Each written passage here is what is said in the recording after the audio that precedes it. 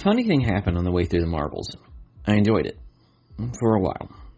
I liked its energy, its comedy, its gimmicks, all while forgiving the fact that it had a story that I found basically incomprehensible, and a villain that I found generally a snooze.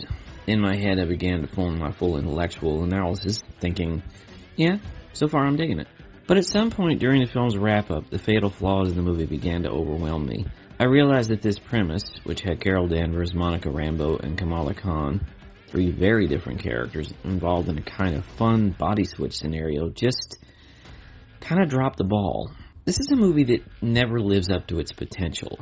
There's a good idea here, but the movie never does enough with it. Instead of finding creative comic combinations to play off the body switch idea, the movie plays through the same old standard MCU power play, with the bad guy who wants the power, and the good guys who have the power, and there's a thread, and there's a battle, and there's special effects, and a third act, and this is what frustrates me. I can dismiss a bad movie that is dead on arrival, but I'm much more critical on the ones that have the potential, but are given filmmakers who are really half-assing it.